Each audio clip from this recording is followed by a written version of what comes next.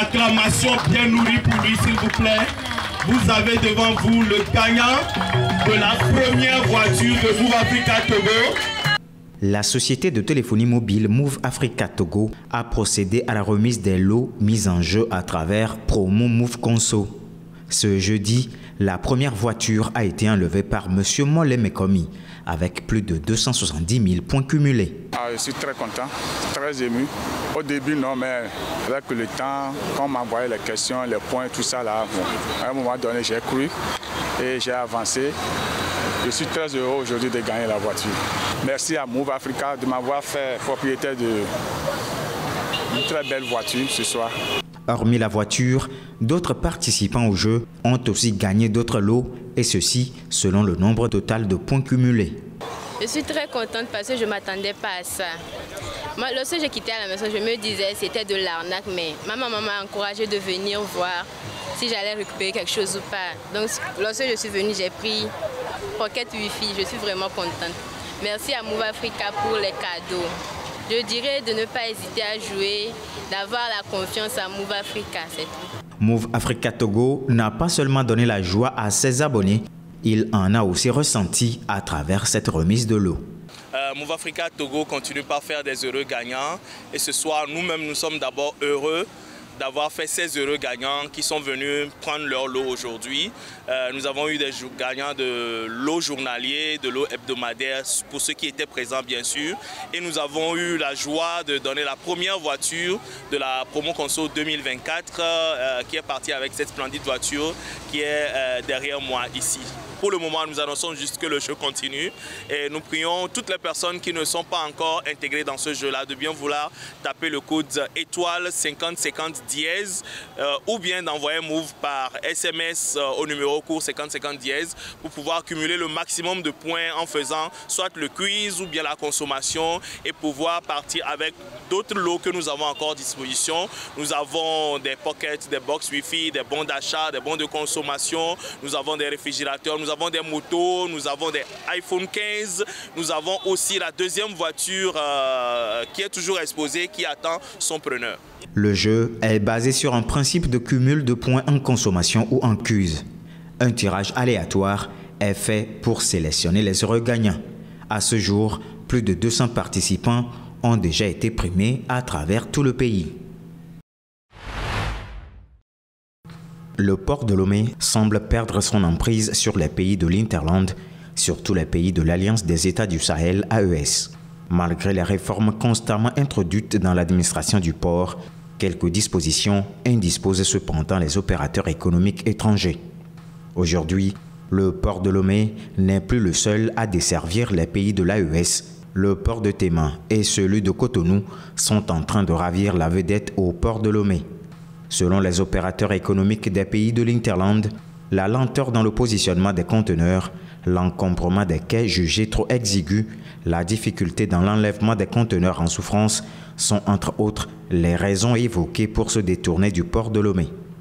Ajoutez à tout ceci, le port de Lomé perçoit trop de taxes, surtout quand le positionnement est lancé. Contrairement au port de Lomé, le port de Tema accélère le processus de positionnement, réduisant ainsi les délais d'attente. Et puisque c'est plus court, les coûts reviennent moins qu'au port de Lomé. Quelquefois, selon les opérateurs étrangers, le port de Tema et les autorités ghanéennes accordent des avantages en termes de coûts. Les opérateurs de l'Hinterland bénéficient d'un abattement de 50% sur la redevance portuaire. Par ailleurs, l'insécurité dans le nord du pays joue aussi en défaveur du port autonome de Lomé. Certains comportements déshonorent les forces de défense et de sécurité dans l'exercice de leurs fonctions. Il s'agit entre autres des rackets, des tentatives de rackets et d'extorsion sur les usagers de la route. Cette pratique entraîne une perte de confiance entre les corps habillés et la population. En cette période où le pays s'engage dans une lutte contre les menaces sécuritaires, les autorités en charge de la sécurité partent en guerre contre cette pratique. En effet, le nouveau directeur général de la police nationale national, le commissaire divisionnaire Akatao Babarim, dans un souci d'améliorer l'image de la police sur le phénomène, exhorte les agents actuellement en formation à l'École nationale des sous-officiers et agents de police à Logopé et ceux à l'École supérieure des forces de sécurité à Davier à éviter les rackets et surtout à ne pas se laisser corrompre. Selon le chef de la police, ceci doit être leur combat de tous les jours. Rappelons que pour la même cause, le chef d'état-major des FAT, le général Dimini Alahare, a également prévenu il y a quelques semaines les FDS sur les actes de rackets commis par certains au poste de contrôle. Par ailleurs, il est indiqué que les responsables identifiés de cette pratique seront punis conformément aux dispositions du Code de la justice militaire.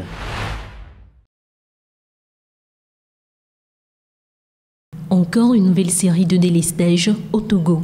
Depuis quelques jours, les Togolais sont confrontés à une nouvelle vague de coupures d'électricité, affectant plusieurs villes du pays, alors que le pays se remet à peine des délestages de mai dernier. Ces interruptions, survenant de jour comme de nuit, perturbent le quotidien des citoyens et ralentissent les activités économiques, touchant aussi bien les entreprises que les foyers. Les compagnies énergie électrique du Togo CET attribuent ces coupures à une perte de tension provenant de l'un des principaux fournisseurs, le Nigeria. Cette baisse de tension électrique émanant de la société nigériane a affaibli la capacité du réseau togolais à répondre aux besoins croissants en énergie. La CET avertit que des interruptions de service seront observées dans plusieurs zones et a déclaré mobiliser les moyens de production locaux pour atténuer les effets de cette crise. Ce nouvel épisode de coupure d'électricité met en lumière la dépendance énergétique du Togo vis-à-vis de ses voisins et relance le débat sur l'importance de développer des solutions locales. Les entrepreneurs en particulier ressentent durement les conséquences de ces coupures qui se traduisent par des coûts supplémentaires et une baisse de productivité. Le 6 novembre dernier, le gouvernement togolais a adopté un projet de loi visant à modifier le cadre juridique du gazoduc de l'Afrique de l'Ouest dans le but de renforcer l'approvisionnement en gaz naturel. Une mesure qui, selon les autorités, pourrait permettre de stabiliser l'approvisionnement en électricité, alimenter davantage la CET, donc réduire ces coupures persistantes. Reste à voir comment cette initiative se traduira concrètement sur le terrain et si elle permettra véritablement de réduire les coupures d'électricité tout en assurant une transition vers une autonomie énergétique durable pour le Togo.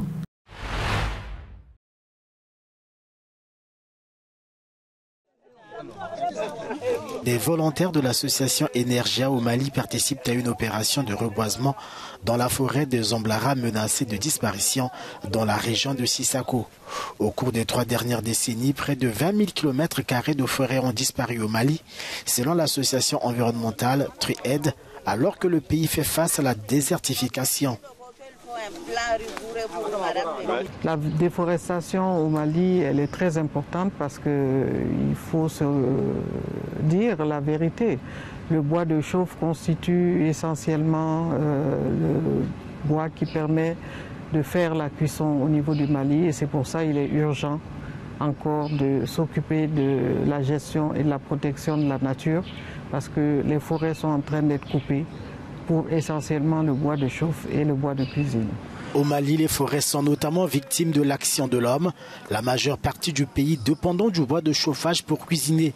Une étude réalisée en 2019 par la Commission africaine de l'énergie a révélé que 64% de la consommation finale totale du Mali provenait de la biomasse, principalement du bois de chauffage et du charbon de bois utilisé par les ménages. Il faut qu'on protège nos forêts davantage, mais il faut également qu'on mette en place de nouvelles forêts et privilégier la régénération naturelle. C'est d'une importance capitale. Si on ne le fait pas, on va droit au mur. Et si on continue comme ça, mais moi je me dis que c'est la disparition de l'Afrique. En 2007, des pays africains ont lancé la Grande Muraille Verte. Le projet vise à créer une ceinture d'arbres sur plus de 8000 km pour faire reculer le désert.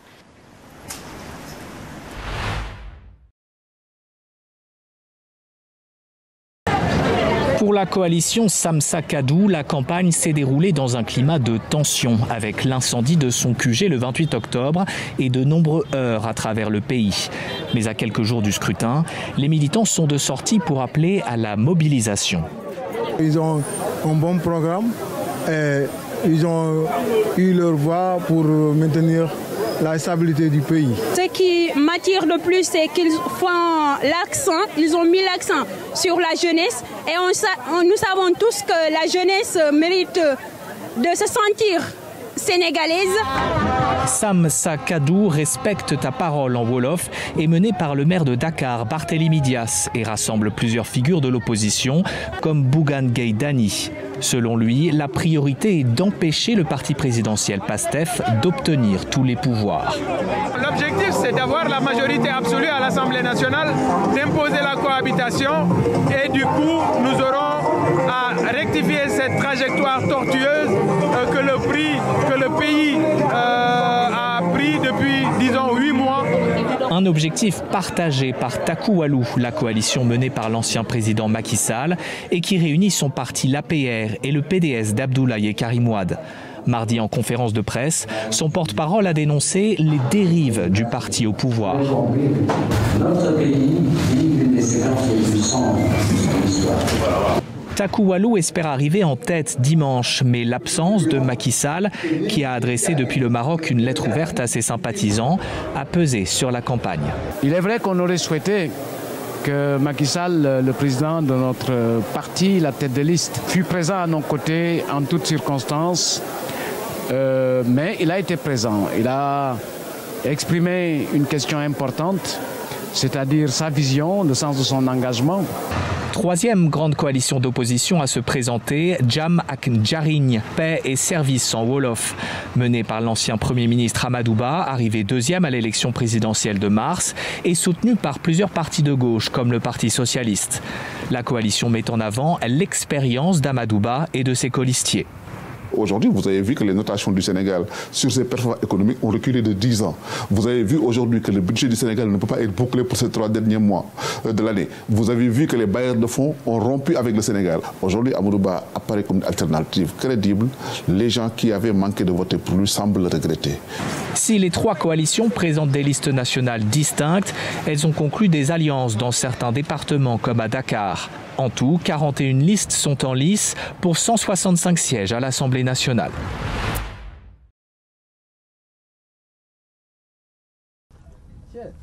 Le gouvernement sud-africain déclare qu'il n'aidera pas les quelques 4000 mineurs illégaux qui se trouvent à l'intérieur d'une mine fermée dans le nord-ouest du pays. Le porte-parole de la police a qualifié de dangereuse la tentative de sauvetage des mineurs pris au piège. Ces derniers se sont vus refuser l'accès aux produits de base dans le cadre d'une stratégie officielle de lutte contre l'exploitation minière illégale. Nous avons consulté le département des ressources minérales et de l'énergie et ils nous disent que ce n'est pas sûr, qu'il est inhumain d'autoriser les gens à descendre dans cette mine. Nous avons pris la décision qu'aucun officier de police, aucun soldat, aucun fonctionnaire ne descendrait dans une mine abandonnée. Tout d'abord, des gaz dangereux y circulent. Il y a un risque élevé de perte de vie humaine. La police a fermé les entrées utilisées pour transporter les provisions sous terre des mineurs du puits de mine de Stilfontein. Cette opération s'inscrit dans le cadre de l'opération Vala Umgodi de la police qui consiste à couper les vivres des mineurs pour les forcer à remonter à la surface et à se faire arrêter. Cela montre que le gouvernement a l'intention de commettre au moins un génocide. Je veux dire que notre gouvernement a engagé une procédure contre Israël pour ne pas avoir fourni de nourriture à la population. Aujourd'hui, nous sommes en Afrique du Sud. Le même gouvernement ne peut pas fournir de la nourriture aux gens qui meurent dans le même pays. La police continue jeudi à surveiller les zones autour de la mine afin d'attraper tous ceux qui apparaissent sous terre. L'exploitation minière illégale reste courante dans les anciennes régions aurifères d'Afrique du Sud, les mineurs s'introduisant dans des puits fermés pour creuser à la recherche d'éventuels gisements restants.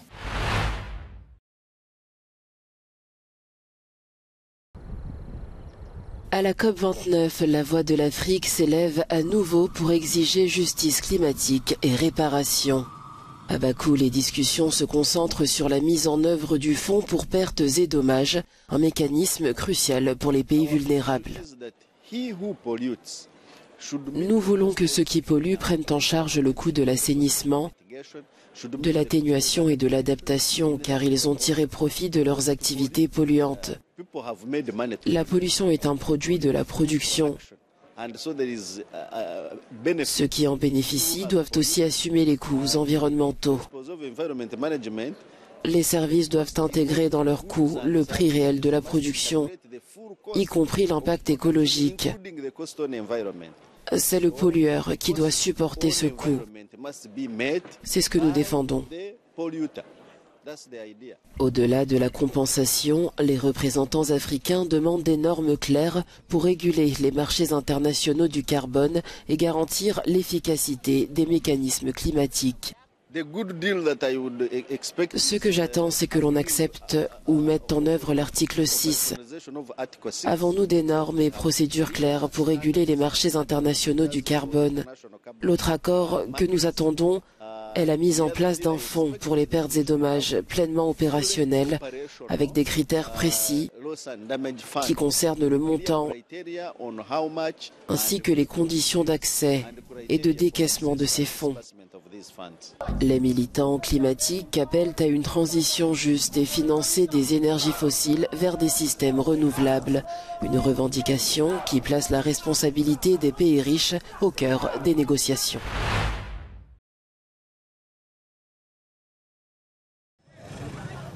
En Haïti, les gangs s'étendent et sèment la terreur. À Solino, un quartier de Port-au-Prince jusque-là épargné, des habitants fuient après des attaques violentes.